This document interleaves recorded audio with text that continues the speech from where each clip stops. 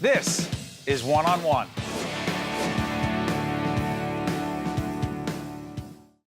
We are speaking with Patricia Costante, who is the Chairman and Chief Executive Officer of MDAdvantage Insurance Company of New Jersey. Patricia, we're talking about medical education, a very strong commitment that your company has, and the EJI Awards, which stands for? Edward J. Ill Awards. And Dr. Ill was a physician who practiced in the early 1900s and had a commitment to continuing education for physicians. And that's really the legacy of these awards. You know, I fully disclose certain things, and one of the things I will proudly disclose is that I've been honored for many years to co-host these awards for medical education, these scholarships for these medical students, together with you at this great event. And a whole range of people are honored in the medical profession that night. Talk about medical education, how it's evolving, and what these medical students are dealing with, and why these scholarships matter so much. The scholarships matter primarily because the debt that students incur as they go through medical school is really pretty mind-boggling when you think about it. 80% of students who graduate with more than $100,000 in debt. But more than that, there are 12% of students who finish medical school owing more than $300,000. And it colors every decision they make. What specialty can I go into? What kind of lifestyle can I expect if I have to pick up extra shifts in an emergency room, as an example? So really what we're trying to do is to provide students with the opportunity for some financial relief in hopes that they can think more about primary care specialties, which is an area where the country, but New Jersey specifically, sees a real lack in primary care medicine because the reimbursement is less favorable. Let's talk a little bit about that. This whole primary care, shortage the right word, by the way?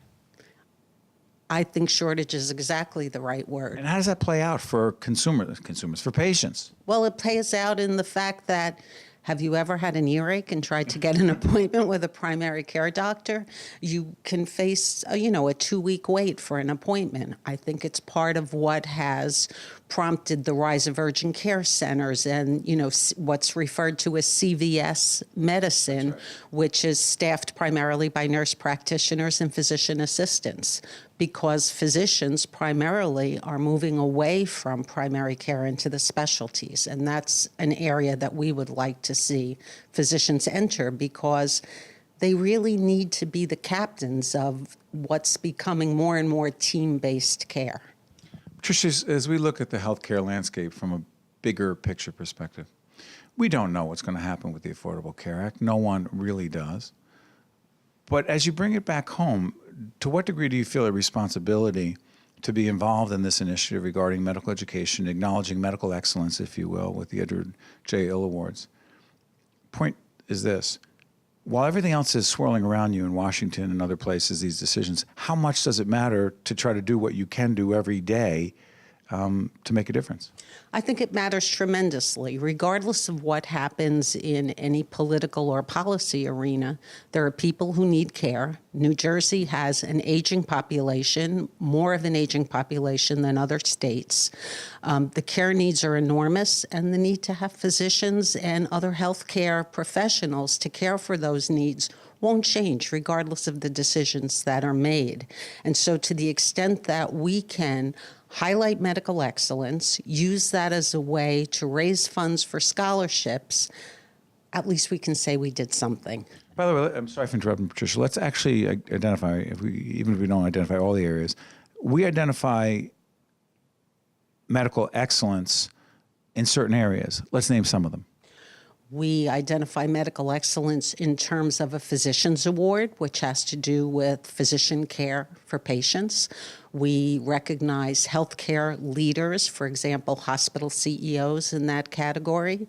We recognize research, both basic science research, pharmaceutical type research is what we're very interested in, as well as a variety of what I would call ancillary professionals who provide both policy-making changes that impact healthcare, as well as charitable organizations, not-for-profit organizations that serve patients' needs. Yeah.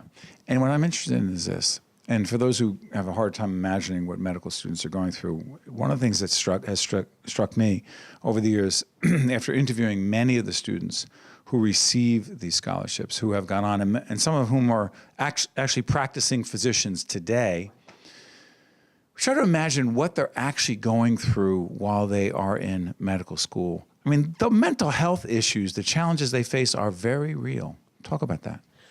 So I think there have been a lot of studies that have focused on the fact that depression among medical students is more prevalent than I think we would like to acknowledge. And that has to do with a variety of things. When you think about the best and the brightest students in college, they tend to then move on to medical school. And suddenly, they're among the best and the brightest from all the other schools. That's pressure. That's pressure. That's intense competitive pressure. And I believe they feel that right away. They have a very competitive course load that they need to pay attention to, and increased attention earlier on in medical school to providing patient care. And I think that first recognition of every decision I make is going to matter to this patient can be quite overwhelming.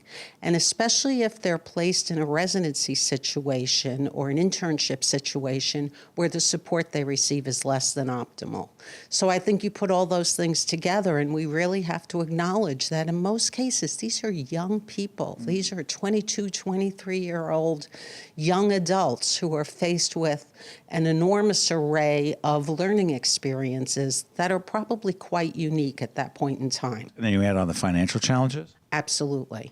And I would like to think that they're not spending every minute thinking about those financial challenges, but we certainly hear situations of medical students actively involved in going to medical school who are living in their car because they don't have the money to support housing.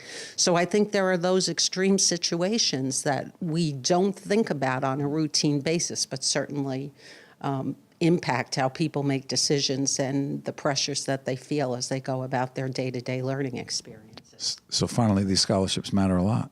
I think they matter tremendously, and my only wish is that we could move from doing 6 to 8 to 10 to hundreds of them. And as the success of the organization and the efforts of the Edward J. L. Foundation grow, that's certainly our intention, is to increase the scholarships we make available. Thank you, Patricia. Thank you, Steve.